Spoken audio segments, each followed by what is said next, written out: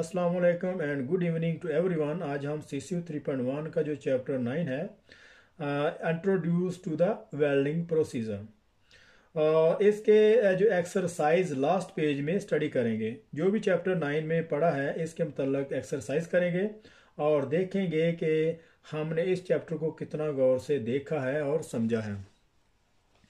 तो ये WIS welding inspection steel 5 इसका सेक्शन नंबर एक्सरसाइज नंबर 9 है। तो और इसका जो पहला क्वेश्चन है, complete the 4 basic requirement to be satisfied for the fusion welding process. तो यहाँ पे वो कह रहा है कि फ्यूजन वेल्डिंग प्रोसेस के लिए जो 4 रिक्वायरमेंट हैं वो कौन कौन सी हैं। उसमें एक हीट सोर्स है of high enough intensity to melt the base metal. तो सबसे पहले उसकी जो हीट है किसी भी बेस मेटल और फिलर वायर को मेल्ट करने के लिए उसकी जो हीट इंटेंसिटी है वो इनफ होनी चाहिए। और उसके बाद जो उसका जो नंबर 2 है, अगर हमने गौर से लास्ट पेजेस पढ़े हैं तो यहाँ पे हम इसको आसानी से हल कर सकते हैं। तो नंबर 2 में इसका जो प्रोटेक्शन है, तो यहाँ पे प्रोटेक्शन होगा वेल्ड मेटल, उसका जो आर कॉलम है और जो बेस मेटल है उसको किस तरीके से प्रोटेक्ट करना है। और इसके अलावा क्लीनिंग है, वेल्ड मेटल की क्लीनिंग बिफोर वेल्डिंग और ड्यूरिंग वेल्डिंग। बिफोर वेल्डिंग इस तरीके से कि उसकी जो प्रिपरेशन है बिफोर टैकिंग उसको अच्छे तरीके से क्लीन करना है, और ड्यूरिंग वेल्डिंग उसमें बहुत सारे एलिमेंट और क्लीनिंग एजेंट उसमें ऐड किए जाते हैं, वेल्ड मेटल वो अच्छे से क्लीन हो सके। उसके बाद नंबर 4 में एडिक्वेट प्रॉपर्टी है कि जो वेल्ड मेटल की जो प्रॉपर्टी है जो हमें चाहिए उसमें इस तरह के एलिमेंट ऐड किए जाते हैं ताकि हमें वो जो है वो हम अचीव कर सकें। तो नंबर 2 में complete the basic parameter to be consider in resistance spot welding. तो रेजिस्टेंस स्पॉट वेल्डिंग प्रोसेस के जो बेसिक पैरामीटर हैं वो कौन कौन से हैं। यहाँ पे उन्होंने पहला 1 नंबर करंट है और उसका जो सफिशिएंट करंट होना चाहिए, और उसके बाद उसका एम्परेज है। करंट और एम्पेयर सेम ही है, अगर यहाँ पे आप एम्पेयर लिखें एम्परेज लिखें तो भी सेम है, अगर करंट भी यहाँ पे आप लिख देते हैं तो भी करेक्ट है। उसके अलावा उसका जो प्रेशर होगा कि उसका प्रेशर कितना होना चाहिए और उसके बाद उसका टाइम कितना स्पेंड करना है। ये 3 चीज़ें बहुत ज़्यादा रेजिस्टेंस स्पॉट वेल्डिंग प्रोसेस के उसके जो बेसिक पैरामीटर हैं, यहाँ पे करंट है और उसके बाद प्रेशर है और इसी तरीके से टाइम।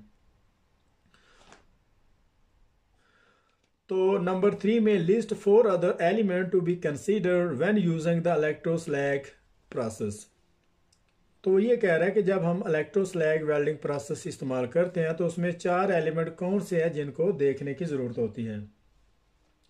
तो सबसे पहले नंबर 1 में उसने ज्वाइंट टाइप लिखा है कि ज्वाइंट की कॉन्फ़िगरेशन क्या होगी, और उसके बाद नंबर 2 में जो है वो ग्रेनुलर फ्लक्स हैं, जो ग्रेनुलर फ्लक्स जो रेजिस्टिविटी जो फ्लक्स जिसे कहते हैं, और उसके अलावा कॉपर शूज़ हैं जो जॉइंट करने के लिए साइड पे लगाए जाते हैं, और उसके अलावा स्ट्राइकिंग प्लेट है जो नीचे जो है वो दोनों पार्ट्स के नीचे जो है जिस पे फ्लक्स प्लेस किए जाते हैं।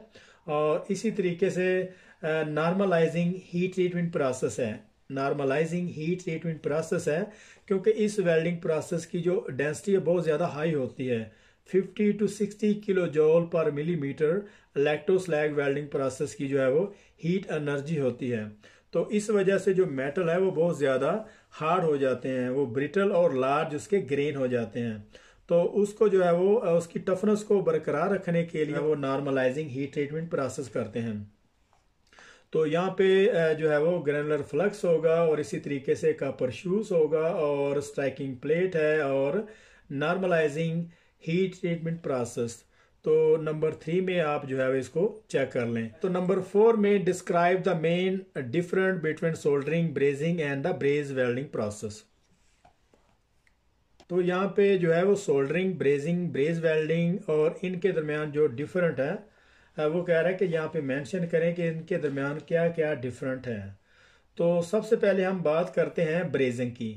तो अगर ब्रेजिंग की बात करें तो मटेरियल को ज्वाइंट करने का जो मेथड है वो कैपिलरी एक्शन है। तो ब्रेजिंग वेल्डिंग में इसका जो मेन वो प्राइम जो मेथड है वो कैपिलरी एक्शन है, इसके ज्वाइंट को 2 पार्ट्स को आपस में जोड़ने के लिए। तो सबसे पहले हम बात करते हैं ब्रेजिंग की। तो ब्रेजिंग प्रोसेस में जो है वो मटेरियल को ज्वाइन करने का जो मेथड, जो प्राइम और बेसिक मेथड है, वो कैपिलरी एक्शन है। यहाँ पे स्लीव ज्वाइंट इस्तेमाल किया जाता है।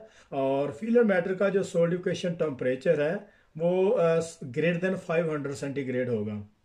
ब्रेजिंग वेल्डिंग प्रोसेस में इसका जो सोलिडिफिकेशन टेम्परेचर है फिलर वायर का वो ग्रेटर देन 500 सेंटीग्रेड होगा। उसके बाद सोल्डरिंग है, और सोल्डरिंग में फिलर मैटर का जो सोलिडिफिकेशन टेम्परेचर है स्मॉलर देन 500 सेंटीग्रेड होगा। और इसमें जो कॉपर और वायर को ज्वाइन करने के लिए इसे इस्तेमाल करते हैं।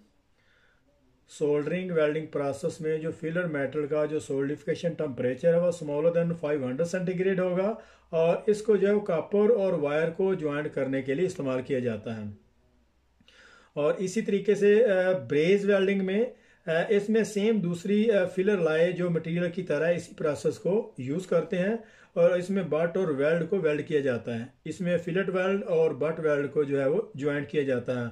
और इसमें जो इसकी मेन इंस्पेक्शन पॉइंट ये है कि इसकी सरफेस एरिया और ज्वाइंट की क्लीनिंग जो है बहुत ज़्यादा इम्पोर्टेंट है। तो यहाँ पे हमारा जो इनका जो पेज 15 था, यहाँ पे आज लास्ट जो है वो ख़त्म हो रहा है। तो अभी हम जो इसका नेक्स्ट चैप्टर 10 है जिसमें MMA वेल्डिंग प्रोसेस के मतलब डिस्कस की हुई है, तो देखते हैं नेक्स्ट में। तब तक के लिए अल्लाह हाफिज़।